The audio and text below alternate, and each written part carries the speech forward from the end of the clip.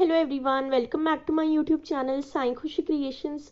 आज के वीडियो में मैं आप सभी को हनुमान जी की पूजा आप मंगलवार या शनिवार के दिन किस प्रकार से करें ये बताने वाली हूँ। तो चलिए शुरू करते हैं।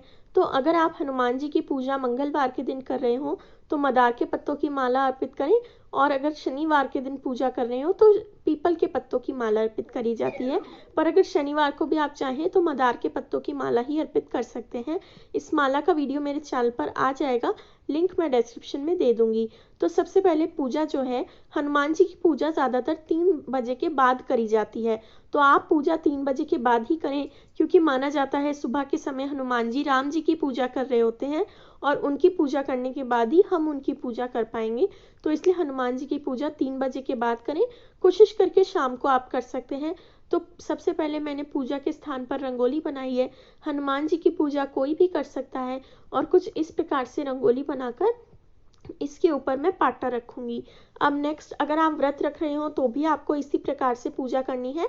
बस अगर आपने व्रत रखा हो तो आपको उस दिन की व्रत कथा भी पढ़नी होगी। मंगलवार को रखा हो तो मंगलवार व्रत कथा, और शनिवार को रखा हो तो शनिवार व्रत कथा आपको पढ़नी होगी।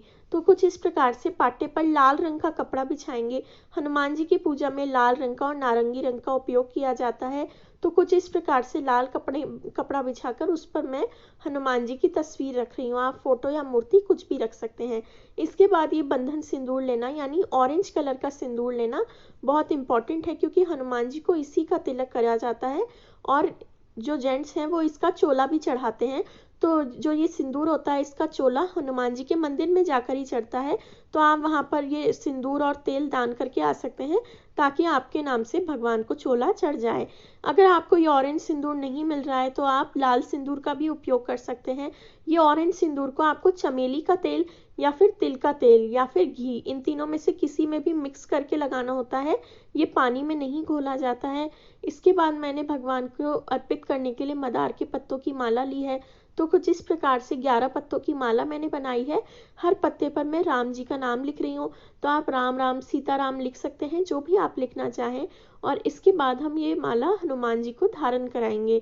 तो इसमें राम जी का नाम लिखकर हम ये सभी पत्तों पर नाम लिखकर भगवान को अर्पित करेंगे। तो भगवान को माला पहनाएंगे।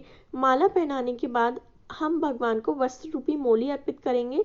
और एक बात, आप ये सेम पूजा अपने घर के मंदिर में भी कर सकते हैं। सेम पूजा कोई हनुमान जी का मंदिर हो तो वहां करके भी आ सकते हैं। और इसके बाद भगवान को मोली अर्पित करेंगे और भगवान को फूल चढ़ाएंगे। जो फूल मिल जाए वही फूल आप चढ़ाएं।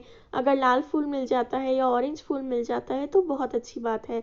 इस प्रकार से फूल अर्पित करने के बाद अब हम भगवान को धूप दीप दिखाएंगे। तो जो दीपक है उसमें हम नारंगी रंग की बाती या लाल रंग की बाती ही अर्पित करेंगे।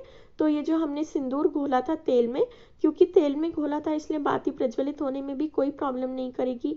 इस पूरी बाती को मैंने नारंगी रख लिया है और अब यही बाती हम प्रज्वलित करेंगे। आप चाहें तो सिर्फ जो टिप होगी उससे भी नारंगी करेंगे तो उतना भी काफ़ी है। दीपक के नीचे आसन में हम चावल रखकर उसके बाद दिए में आप तिल का तेल, और अगर शनिवार के दिन पूजा करें तो सरसों का तेल भरकर पूजा कर सकते हैं। वैसे तो आप हनुमान जी को सरसों, चमेली या फिर तिल किसी भी तेल का दीपक अर्पित कर सकते हैं। इसके बाद हम दीपक प्रज्वलित करेंगे हनुमान जी का नाम लेते हुए, और धूप भी प्रज्वलित करेंगे। तो भगवान को धूप दीप दिखाएंगे और धूप दीप दिखाने के बाद 3 बार हम दीपक दिखाएंगे। आरती लास्ट में करी जाती है, पर इस प्रकार से भगवान को दीपक दिखाया जाता है। अब दीपक दिखाने के बाद हम भगवान को प्रसाद अर्पित करेंगे। तो प्रसाद में यहाँ पर मैंने बूंदी का प्रसाद लिया है। ज़्यादातर हनुमान जी के मंदिर में भी आपने यही प्रसाद वितरित होते हुए देखा होगा। तो बूंदी का प्रसाद आप घर पर बना सकते हैं, मार्केट से ला सकते हैं। अगर बूंदी का प्रसाद नहीं चढ़ा पा रहे हैं तो कई लोग पीले लड्डू का प्रसाद चढ़ाते हैं। बूंदी के लड्डू आप ले सकते हैं, या फिर आप नॉर्मल गुड़ चने का प्रसाद भी अर्पित कर सकते हैं। हनुमान जी को गुड़ चने का प्रसाद भी अति प्रिय है। और आप चाहें तो सिर्फ फल भी अर्पित कर सकते हैं। तो फल तो ज़रूर से अर्पित करें, जो भी फल आपके घर पर आया हुआ हो। जल अर्पित करें, फल अर्पित करें, और बूंदी का प्रसाद हो तो वो, या फिर गुड़ चने का प्रसाद अर्पित करें, या फिर आप लड्डू भी ले सकते हैं।